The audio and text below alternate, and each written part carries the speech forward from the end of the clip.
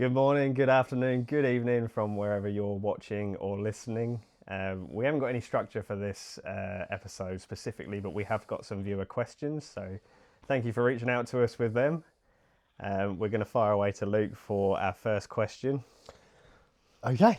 I love these questions you guys are sending in. They're amazing. They are good. So, Marcus Patel asks, if someone is constantly overthinking and stuck in the analysis side of things, what is the one mental shift that has helped you move from thinking about action to actually taking action? That is a good question. Yeah. Um, So maybe like overthinking comes from trying to eliminate risk. so overthinking for me comes from a point of not wanting to fail. When I lose that concept of, well, it's not failing, it's learning, then that helps me push forward. But I do find that I have to take myself away from the situation for a little bit to make it happen sometimes. I'll give you an example. Yesterday, I had a list of about 12 tasks that I wanted to get done. And I wrote them all out on the list, thought, right, I'm going to be really structured here, really proactive. And then I looked at the list and I had my little boy running around with me. He's going, Dad, can we do this? Can we do that? And you're like, yeah, okay, because you want to give your time to your children. Of course, that's why we're doing and building the businesses, to maximise our time with our family, as we've talked about in previous episodes. But I then got overwhelmed because I looked at my list of tasks and I couldn't decide which one to start with. So I ended up jumping around. I thought, right, I'll get that one done. Okay, I need to contact mortgage broker. How am I going to approach a mortgage broker? So then I start to think about that. And then I go on my laptop and I think about something else, because something else pops up that I've had open from the week before. And then, then I look back at the list and go, I still haven't done that mortgage broker. Oh, I'll do something else on the list. But in the end, this went on all morning. In the end, I went, yeah, someone got to go out, because I couldn't get my brain straight. So we ended up going down the skate park in the end. And then what happened is I went down there, took myself away from the situation. I know you can't always do this in real life, because sometimes you do have to face things full on. But for me, certainly in that situation, when I took myself away, it relieved me of that overwhelm. And then I was like, okay, so when I was down the skate park and my son was riding around on his bike, I was able to then structure the priorities of what needed to be done. Mm-hmm. And I had a couple of mentor calls as well. And I reached out, because I reach out on video to a lot of people now, because I find that when I reach out on video to people, it feels like I'm socialising. And I get a little dopamine hit from the social connection with people, which then I find helps me get my brain in order. Junkie. I am a dopamine junkie. You're exactly right. So, and for me, that works. That's something that's kind of come out from doing Mind Over Mortar, reaching out to these people who are feeling similar, and then I speak to them via video or voice note, and it really helps me as well. So after we'd been out to the skate park with my little boy, then I managed to get home, get back onto the structure, and get the tasks that I wanted to do done. Albeit I didn't get all 12 done, but 12 tasks in a day is quite a lot, to be fair. But yeah, I managed to get the priorities done anyway. Yeah. So you can't. The thing is, you can't eliminate uncertainty, though, can you? No, and this is the problem, isn't it? Because then what happens is you'll get like an agent call halfway through the day, which then rattles your system, and it's an opportunity. So you want to pursue it. Or you might have some bad news, like a deal's fallen through, or there's a legality on an opportunity or something like that, and it throws you off guard. But we all have that, don't we? That's not necessarily just a business thing. That's a parenting thing. It's heightened by ADHD. But it's all information, though, isn't it? So, it is all information. Yeah. Action creates information. It does. That's right. So even those calls throughout the day, they create information for you, don't they? So they're like little small steps, small things that happen, and then they compound, don't they, into bigger things. They do. Going back to the question though, when you get that information come to you, you get new information, for example, from a new lead that's popped up. You then have more information to deal with, don't you? So do you have a way that you deal with that off-the-cuff information, for example? Like, do you put it into a voice note, or notes on your phone? Do you write them down? Do you have any specific way that you deal with it? Depends where I am. Depends what I'm doing. If I'm out and about, chances are no, unless it's really important and I need to write it down. But chances are, if it's that important, I'm going to remember it. Yeah. But then that doesn't always happen. No. So I remember, again, like I say, I remember the core concept, but I don't necessarily remember everything about it. So yeah, I do. If I know it's really important and I'm sitting at my desk and, you know, I'm having a call with, let's say that I've lined up maybe 5 or 6 properties that I want a bit more information on, because on paper they look like they work, but obviously that's one thing having it on paper. It's another thing when you get more information from the agent or when you go and look at the property. So I'll line up a load of properties. I'll just call the agents. While I'm on the phone to the agents, I'll have a set of questions, and they're like the make or break questions, like, why is it cash buy only? You know, and if it's because it's structural, not necessarily a break question, but I'm definitely going to need to have a look at it. And chances are, what I've found, most people don't do or don't ask the question, is the follow-up question, if they find there's a structural property or structurally defective property, is ask whether a report's been done. And if a report's been done, ask for a copy. Because I found 3 properties last week that all had structural damage to them, and not one of the agents offered to give me the structural report, but when I asked for it to see if it was available, they all said yes, and they all sent it over to me. But I would have never have known that otherwise. And most of the time, when you have these reports done, like a Red Book survey on the property done, they'll value it as well. Yep. So there'll be a value on there, what they think the property is going to resell for. So all of a sudden, I've got GDVs, I've got comparables. One of them had comparables and everything in it. Perfect. I know. I was like, God, this one's like, you know, perfect. I've got everything I possibly need. So when I've got my spreadsheets out, I'm bang, bang, bang. So yeah, when it comes to those things, I'm writing that stuff down, because that's important information. You know, what's the vendor's situation? You know. Because quite often that's a big factor when it comes to looking at properties. How motivated are they? Yep. What's their ideal situation here? You know, if they want a cash buyer, then, well, hello, cash buyer, and they want it done quickly. Well, I can get it done quickly as well. Then all of a sudden you become quite, you know, appetizing for the vendor. So when they're looking at you as a person, they're going, okay, this guy seems pretty serious, you know, he's got all these ducks in a row and that, and knows what he's talking about. But none of those conversations happen unless I ask the questions and I retain the information. So writing it down definitely happens, but if I'm out and about, I might get my notes out on my phone and pop it down in my notes, or I'll just hold the action button or whatever and speak to Siri and say, take a note. Yeah. I do that while I'm driving. I'll just press the button on the steering wheel when I'm driving. I'll just say, Siri, take a note. Blah, blah, blah, blah, blah, and then it just saves it to my notes. And then I know that I can go into my notes and I've got everything that I need in there, basically, because I can't write it down while I'm driving. So Perfect. So when you have all of this information come in, there must be times when you do get overwhelmed with it, or like how do you get yourself from that state of overwhelm and then come down? I'm not that great at doing that sometimes. So sometimes I'll have like an influx of information come in, and I will process that information, but I'll do very little with it to begin with.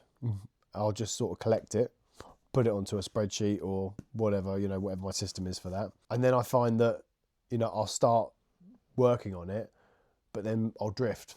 I'll be doing something else, and then I'll come back to it. We got a little bit off topic there, so we're going to go on to the next question. Yeah. This is the thing when it's authentic. We do like to wander, don't we, off subjects. So, but hopefully you can see it's authentic, and hopefully you find it engaging. So Yeah. Anyway, next Thanks, question. Marcus. Hopefully we answered your question. So I've got a question here from Chloe. If you could give one piece of advice to someone who feels like they're constantly falling behind in life, what would it be?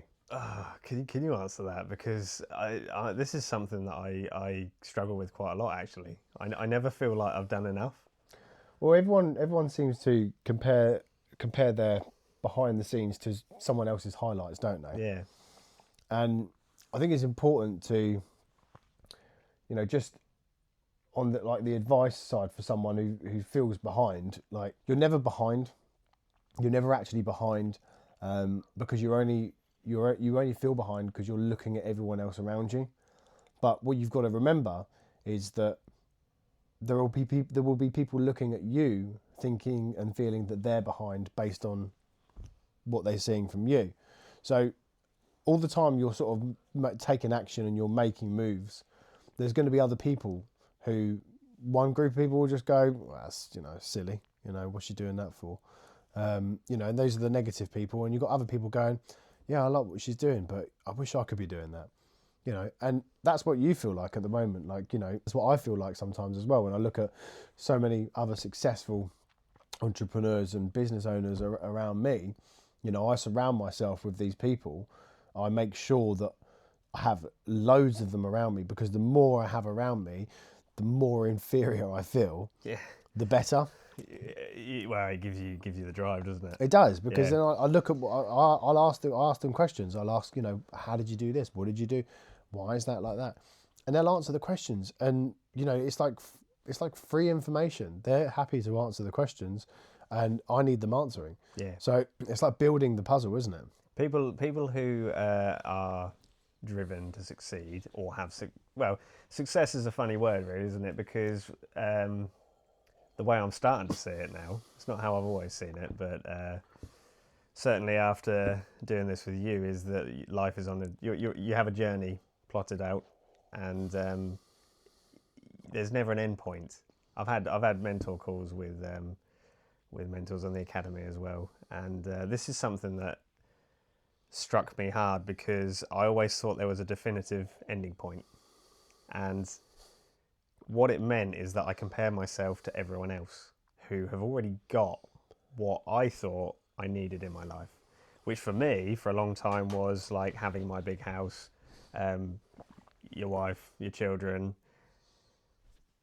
and those things are amazing. I have them and I'm very appreciative. But the problem is I wanted them too early, because I wanted to finish the journey too early, because I thought I was failing if I didn't. So I would look at people who are older, like parents' age, who have got businesses and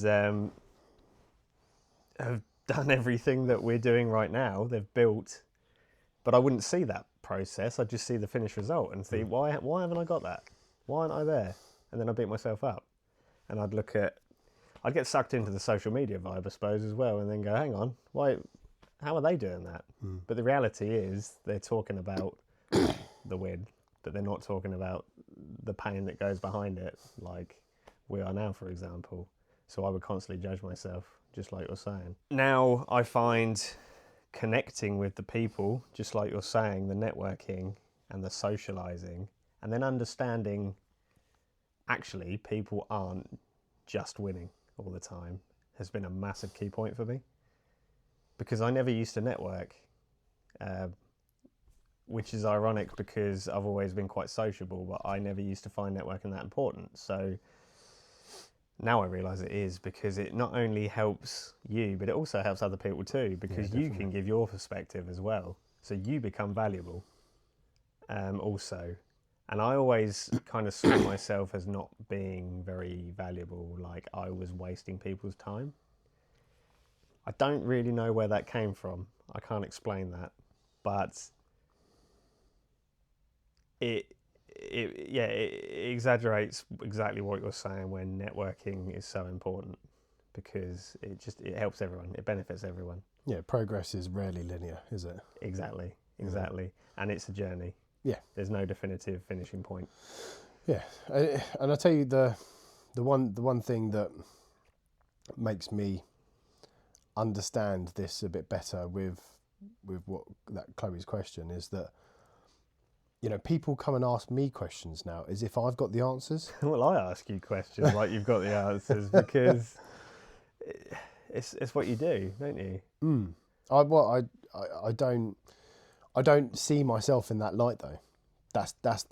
This is the self sort of misconception that we all seem to portray, is that unless you do this for a living, and when I say for a living, I mean like you're a public speaker and you've got mentoring or you're like mentoring that. or, you know, then, you know, and people are expected to ask you questions. Then when people do start asking you questions, you know, you think, well, why are they asking me? You know, there's lots of other successful people in the room, and, you know, I've obviously resonated with this person some way, my story or whatever, because every networking event I go to, whether they let me have the microphone or not, I will stand up and I will say say who I am and what I'm about, basically. So, But at the end of the day, that's not arrogance.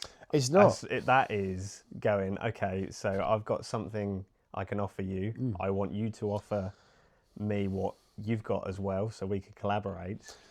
That's how I see it. Yeah, it's all about providing. I've seen you talk on stage, and it leads to people coming to you, bringing people together, which then allows both parties to benefit, doesn't it? So, because what you're saying can easily be sort of taken as arrogance, but it's really not arrogance. Yeah, you're right. It sounds arrogant. Yeah, it does. It definitely sounds arrogant, but it's not. It's that I realise that I potentially have some value that I could give to some people. And until you hear my story, until you hear, you know, it's only 30 seconds of who I am and what I do, sort of thing. But until you hear that, you might not know that I can provide you with some value. exactly. You know, the fact that I've got the construction background, you know, and I'll be honest with you, I don't leverage it. Like, and this is another thing for me, but I'll talk about that in a bit. It's not arrogance when you know that the reason you're doing it is to better understand yourself and allow other people to better understand you, and for you to be able to help other people. Exactly. So, an example of that is I must have just joined the academy. We're on a mastermind call together, and you mentioned ADHD, I think, in the chat or something like that, or maybe you were talking, and then I reached out to you because you put your number in the chat, hadn't you? And then as soon as I reached out to you and you started talking, I was like, hang on, this sounds so familiar. This sounds like me in the sense of what, like, how your mindset was portraying it. And for me, I've had all these feelings, all of this misunderstanding, or I've started to understand it, but I've not been able to comprehend it. Now, to you were suddenly comprehending everything that I felt, because turns out we're fairly similar. it's the key in the lock, isn't it? Exactly, and that's what it is. It's so you're giving me this information, and I'm sitting here, I'm going, this is amazing. Now, some people might see it as arrogant, like I say, but it's not, because you're trying to help me. You're coming from a place where you're trying to add value, because I need it. It's like you can't sell something to someone unless they want to be sold to, can you? No. So, and that's the whole point of networking and going on stage, for example, isn't it? And sharing that 30-second pitch, because we're all together and we want to be valuable to each other. Yeah, definitely. So don't feel behind. Don't feel like you're losing out or whatever, because as long as you're putting in the work, as long as you're moving in the direction that you want to be moving in and that you know you need to be moving in, then you shouldn't feel behind by looking at these other people. You should feel inspired by these other people, of what they've achieved and what you're yet to achieve. Exactly. It's all a journey. Thank you, Chloe. Appreciate the question. Michael D. What's something you used to see as a weakness in yourself that you now see as a strength? God, these questions are actually... These are intense, I'm telling you. Honestly. I promise you we haven't made these questions up. No, these are brilliant. These are genuine questions from people. I'll ask the question again. What's something you used to see as a weakness in yourself that you now see as a strength? I'll start. That would be my ADHD, my obsessive compulsive disorder, my Tourette's, everything that's wrong with me is my strength, because I realised that you can't, and it's especially in business as well, you can't progress without embracing it. Like, you just can't. Like, if you try and portray yourself as someone that you're not, you're just going to be mocked for being a liar. So no one's going to believe you. You're not going to be credible. And a lot of people run through life, you know, like pushing on those personas onto other people, that I'm this person. But in reality, behind closed doors, they're a completely different person. So what's the point? Why would you not just be your authentic self? So I think if I was to answer the question, I would say that my biggest strength is being my authentic self, that I thought was a weakness previously. And the reason I thought it was a weakness is because my authentic self has, has conditions, has things wrong with them. You know, like I said, about my Tourette's, OCD, ADHD, and all those things. So I saw those as weaknesses. And again, I think that's the system at play. You know, that's society at play, and the pressures that we feel in society, where you're made to feel different because you are different to the proverbial normal person. Yeah. Because they don't have what you've got. So you're put into a category or a box, and you're expected to live there. You know, like I said, I don't know if I ever said that when I was at school, like when I had to do my exams, I think I've told you this. I was going to bring this up actually about your childhood. Yeah, so when I was at school, like when I'd done my exams, my GCSEs, I had to sit by myself in a gymnasium. No, I didn't know this. So I had to sit by myself in a gymnasium, one table, one chair, in the middle of the gymnasium, the massive thing, right? By myself, and do my exams, because I wasn't allowed to be in the same room as other people, of fear that I would be shouting the answers to the questions. Wow. Well, first off, the teachers were stupid to think that was the case, because I didn't know the bloody answers to the questions. Just get that out there. Oh, that's intense. But that's intense. They was worried that I would be disturbing all the other students. Wow. And putting them off from being able to do well in their GCSEs. So yeah, they, instead of putting me in a nice quiet classroom where it was a bit more comfortable and confined or whatever, no, I had to sit in the middle of the biggest gymnasium with just an invigilator, separate, you know, just for me, sat at the absolute opposite end. Just, you know, and that was it. And it was horrible. It was horrible that I had to... I mean, it's not bad. Like, I mean, it's not like someone like done anything bad to me. No, but it's the feeling. It's how it made me feel. It's like how it made me. Like, it basically showed me how different I am from everyone else, because of how I was treated. I was going to ask. So what is the outcome that you did? Did that have any immediate effect on you, or is that something that you've then recognised later on? Oh yeah, I mean, as a child, it's definitely going to have an immediate effect on you. Yeah. Because again, when you're a kid, your social life is everything. Because you don't have a career, you don't have the stresses of earning money to worry about. You don't have family to worry about and supporting them. You don't have all of the things that we currently carry on our shoulders, walking through our life every day to worry about. So all you do really have to worry about is who your mates are. Yeah. And how you're perceived by your peers and your social circles.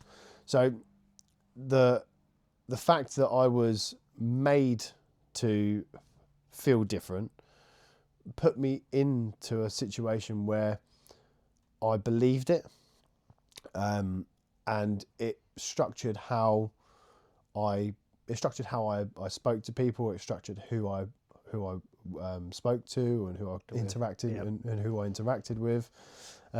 It pretty much shaped a lot of that for me. And it wasn't until, I don't know, my late teens, I would say, that I started to realize, or started to understand that there were people out there who didn't care about those things. You know, they didn't care about the fact that I had this or whatever.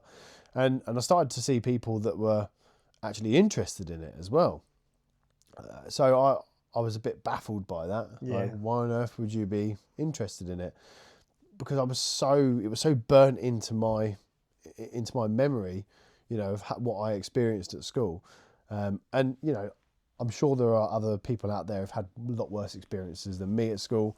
Like, you know, my dad told me that he used to get locked in a cupboard when he was at school, like, because of his Tourette's. Oh, he had it as well? Yeah, my dad's got it as well. It's hereditary. I didn't know that. Yeah, it's hereditary, yeah. Wow. So my dad's got it. And now that's a completely different era as well. yeah, that's the pull yourself out of your bootstraps here. Yeah, exactly. Yeah, that's a conversation for another day. That is. Wow. Yeah. Because there's certainly a difference in mindset in the generations. We've spoken about that before, haven't we? So yeah, definitely. I mean, everyone's got this. Everyone's got these things, haven't they? Right? Yeah. So what I'm trying to it was just the way that it was dealt with at that time. Correct. Yeah. Basically. Exactly. I mean, it's so much more known nowadays, and I don't necessarily fear for my son so much, or my daughter, because again, it is hereditary. So there is a chance that my son will have it or my daughter will have it. More of a chance for my son because it's more prominent in the male genes than it is in the female genes. Yeah. But I'm not so worried about it now because of who I've become. Yeah. And how I've dealt with it and how I am still dealing with it. So I know that I'm infinitely more knowledgeable, infinitely more wise about this subject now than like my dad ever was, because he didn't even know he had it until I was diagnosed with it. Yeah. So he went 30 odd years of his life not even knowing what he had, and only being diagnosed with it when I was 7 years old because of you, of me. Because and that's crazy. That baffles me. That was just the societal mindset at the time, wasn't it, as well? So yeah, sit down, shut up. Exactly. On that point, actually, and we will talk about the generational mindset, I think, on another podcast as well, because it's quite a big topic. But my granddad, for example, he worked in a factory on machinery all his life, and it turns out he died when I was quite young, so I didn't know him well, but it turns out when I listened about the stories, he was very similar, and I imagine that he would have had ADHD if it had been talked about nowadays. And I imagine there was a lot of people that did as well. And he used to, from what my dad has explained, he used to boil up and snap. And at the time, the way you dealt with that was to go to the pub. Yep. Or take it out by smashing the house up or something like that, because that's how you dealt with it at the time. And it never really resonated with me that much until recently, when I started thinking, hang on, okay, the hereditary sort of subject, for example, my uncle, I think, was the same. He had I didn't know my uncle as well because he died when I was young from a brain tumour, unfortunately, but my parents have said how he used to sort of start a business and then it would fail, and then he'd start a business, it would fail, and I imagine it was the same sort of similar situation as what we're talking about with ADHD again. And we've got no scientific proof or anything, but I imagine there is essentially like a hereditary element to it as well. But for me, when I now listen to those stories, I don't want I don't want my son to go through the same scenario where it's just like, oh, well, you just get on with it, don't you? And then deal with it, because I want him to prosper. And I feel like society now is accepting it a lot more. That's why we're sitting here able to do this now, and hopefully resonate with other people as well. And Yeah, that's an interesting topic, but I didn't know that Tourette's was hereditary. Hereditary. That's something I've learned today. So Yeah, yeah, it is. And sorry, Chloe, hopefully we've answered your question. we have gone around the houses again. That's what we do. We start off with something and then we just segue into something else. But we're going to continue talking. But hopefully we answered your question, Chloe. And thank you for your question. Yeah, thank you very much. Sorry, ask me the question again. Yeah, so I never realised that Tourette's was hereditary. That's something I've learned today. Yeah, it's one of those. It's one of those things that is hereditary. So I think there's about, well, the way it works. So I've been led to believe. I mean, I'm not a scientist, so I know a lot about it, but I don't know the ins and outs of how exactly. I don't think even the medical experts know exactly how this works, but it seems to run in cycles. So you'll have over 4 generations. There will be 1 generation out of those 4 where it skips. Okay. Yeah? That's a very small percentage of generational hereditary Tourette's as well, isn't it? Yeah. So that's a big effect on the family. yeah, That's yeah, my yeah. point. Yeah, definitely. Yeah. So I think my granddad. So he was speaking to my nan. Speaking to my nan, she said that he used to. I think he said he used to have like twitches or like a nervous twitch, because that's what they thought my dad had, was a nervous twitch. So potentially he had it, my granddad. And then obviously my dad's got it, and then I've got it as well. So the 1 in 4 could mean that my son doesn't get it, Right. or my daughter, my son and my daughter don't Yeah. get it. But even if they don't have it, like both my sisters don't have it, Okay, that's interesting. but they carry the gene. Right. So, and what it does is it works on a split of percentages. Yeah. So obviously I've got it, and I had like a 75% chance of getting it because of my dad had it, and my great granddad or whatever had it as well. My granddad had it. So I had a high percentage of having it. Now, for my son, I think it works out around about a 50 to 55% chance that he will have it. It's like a 50-50 that he will have it, just because it diminishes over a period of time, over those 4 generations. Yeah. And the chances are, if my granddad had it, my dad had it, I've got it, then he might not have it. So there's a 50-50 chance. My daughter, like, it's less than a 25% chance that she'll have it, but she'll still carry the gene. But what that means is that there's potentially a 50% chance, if she has a son, that he will have it. Because it's more dominant in the male gene, it works like if she had a daughter, there's almost no chance that she'll have it. But if she has a son, it could be like a 50% chance that he has it, or a 40% chance, much higher, just because of how it dominates the male gene more than the female gene. It's not to say that there aren't lots of women out there with Tourette's. There are. It's just more prominent in the male gene. So. That's interesting. One thing that we've spoken about before, speaking of Tourette's, it's slightly off topic, but Well, we don't have a topic, so. well, we haven't got a topic, no. But you've told me that when you tick, you don't always notice it. No. Which absolutely blew my mind when we were talking about this earlier. And I suppose you get accustomed to your body doing what it's doing. For example, I had my accident 10 years ago. You get accustomed to the pain, don't you? And I assume it's quite similar. But one thing you said about to me, and I'd like you to explain this, is the muscle fibers and how that affects you. Yes. Now, we were talking about golf. We was talking about golf. Yeah. So a really good friend of mine. He's a fantastic golfer and a really good coach as well. He basically got me from my handicap at like, I think it was like 28 or something like that, all the way down to 10.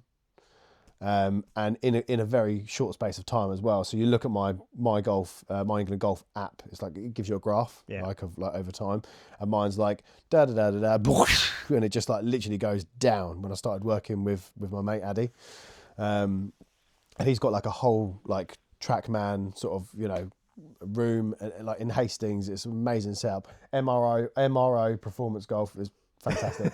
You should go and see him. He'll get your handicap down. But yeah, like I worked with Addy, and it was something that I really related with him. I was able to connect with him really well as well, because so he works as a teacher, but he works with like I think it's like Senko. Senko, yeah. Yeah. So, but he's like way up in East Sussex. But I think he used to be a teacher, doing that as well. So his ability to teach is unbelievable. Now, one thing I just want to point out as well is you said to me earlier that you tick more when you talk about it as well. Yeah. Now, for those who are listening right now, Luke is like ticking out. There's a word like big time, because some people probably don't believe like, it's genuine sometimes, but you're sitting here and I'll add in. It must be horrendous. I'll add in a few shots while he's talking and me ticking in the edit. Sorry, carry on about the golf.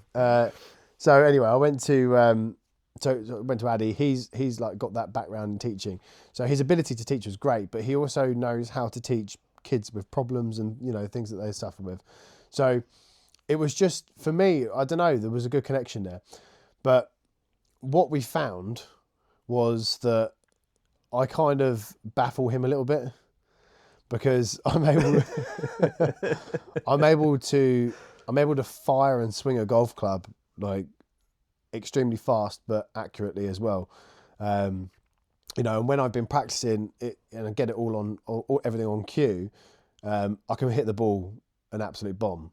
But it's just my club head speed is so quick, because where my Tourette's has constantly been like this all the time, like my body tensing and it's moving, it's jerking, and like I'm moving, click that there, what happens is it builds fast twitch fibers. Yeah, it builds really fast, responsive twitch fibers. Yeah.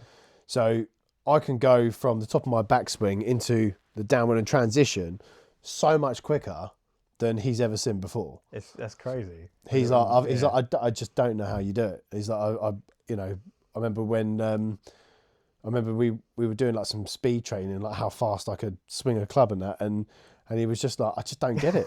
He's like, I can try. He'll try himself. He'll try and swing as fast as me. Yeah. And he can't get anywhere near it. So my point of asking that question is that if we can learn to harness these things, they become superpowers, don't they? Exactly that. Yeah, exactly Tourette's that. a superpower. Yeah. If you're playing golf.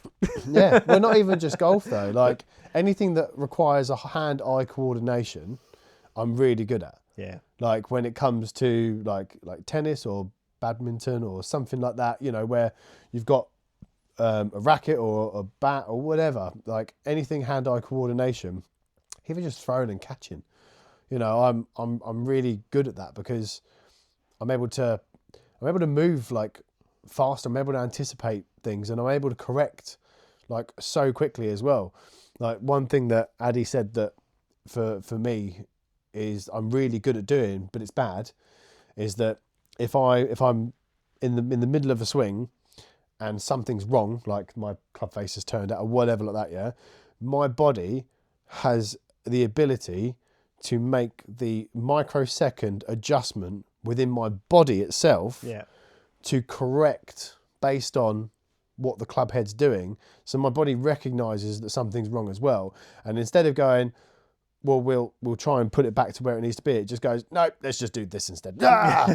and it just, so like, I mean, this. No, that's amazing, because it's a really valid point, because when you have abnormalities, I'll call it in this sense, it teaches you so much about your body, doesn't it? Yeah, it does. So for example, my crash taught me so much about the human body. Yeah, It's unbelievable, because you're living it. Yeah, you do. You?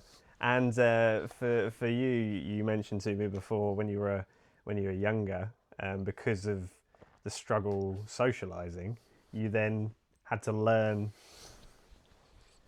ways to socialise, so you would read the dictionary and things like that. I would, yeah. Now, for those of you who don't know Luke, it's like talking to ChatGPT with some of the articulation that he comes out with. So Mind Over Mortar, the title was, you come up with that, didn't you? And it just comes out your brain, and that's an example of harnessing that abnormality to turn it into a superpower.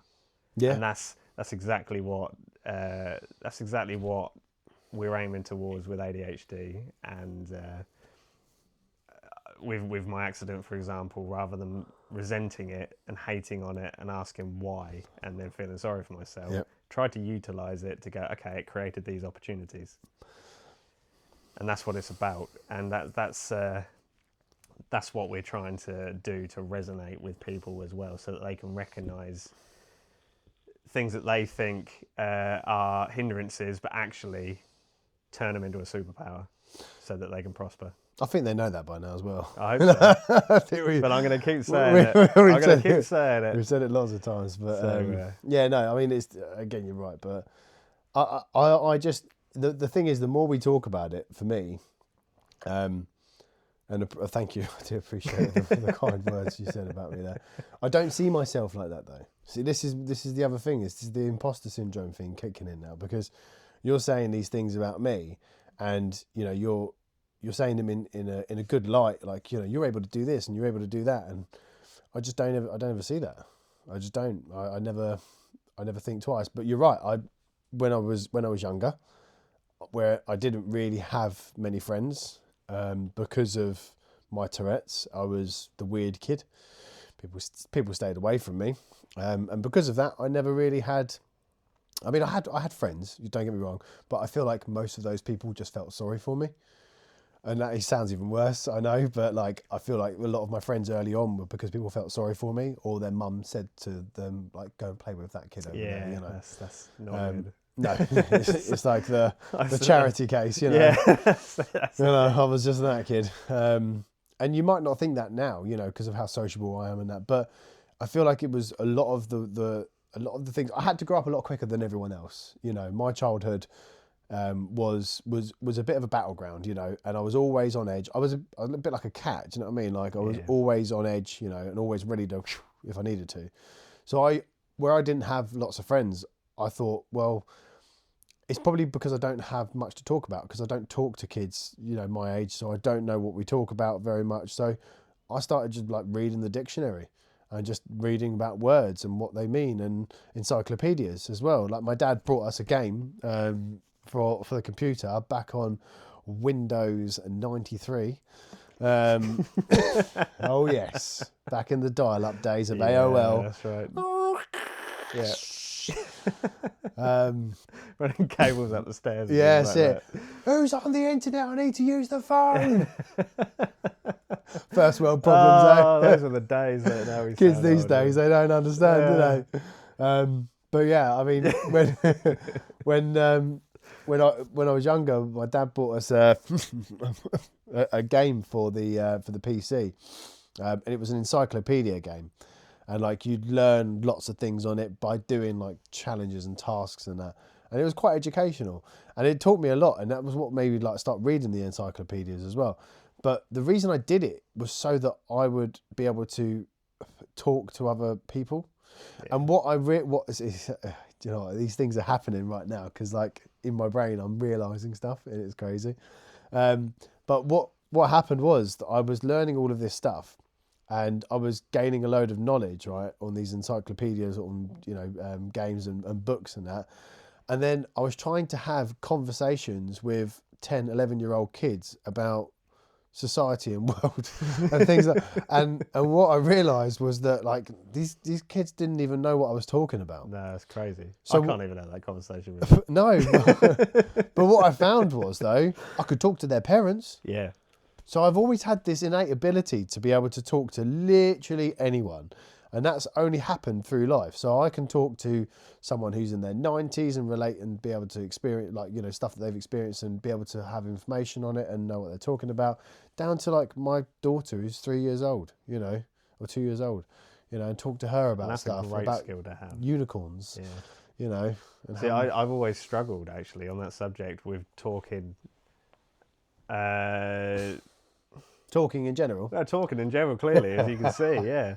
But I always resonated more with older people because I found them interesting, rather than I'd struggle with the the childish stuff a little bit, which then kind of almost made me feel a little bit antisocial, I suppose.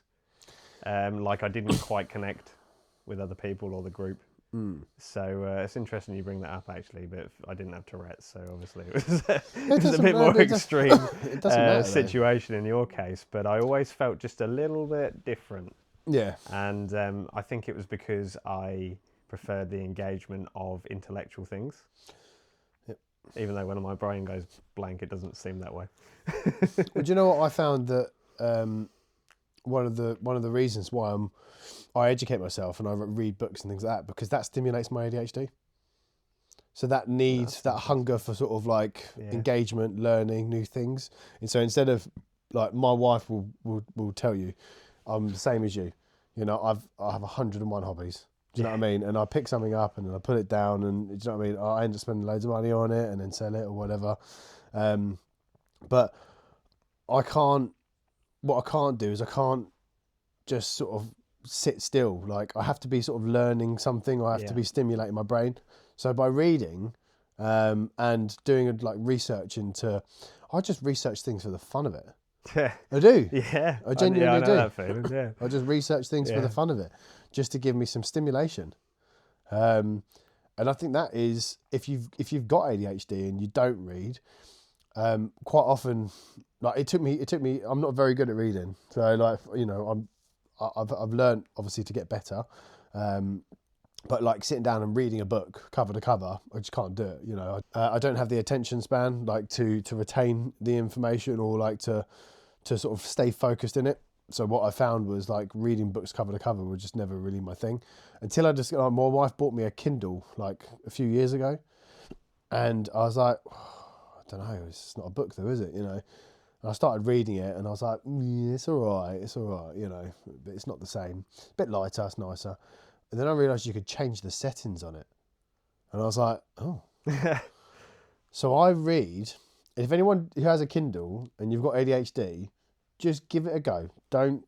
Just give it a go and thank me later. But I found that I could read 10 times faster on my Kindle when the background was in black and the text was in white. So I've got mine set up like that, and also I focus it in like quite close as well. So there's quite a few.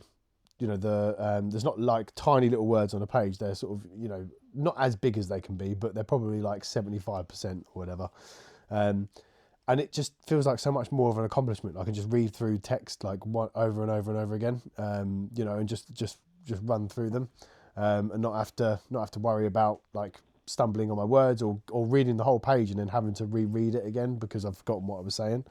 But yeah, so I think we're probably going to wrap this episode up here as well. I think we're at about an hour now, aren't we? So thank you very much for tuning in. Remember to like and subscribe, leave us a comment, leave us some questions. We love reading out your questions at the beginning of episodes. But yeah, until the next episode, you can subscribe here or you can watch our previous episode over here.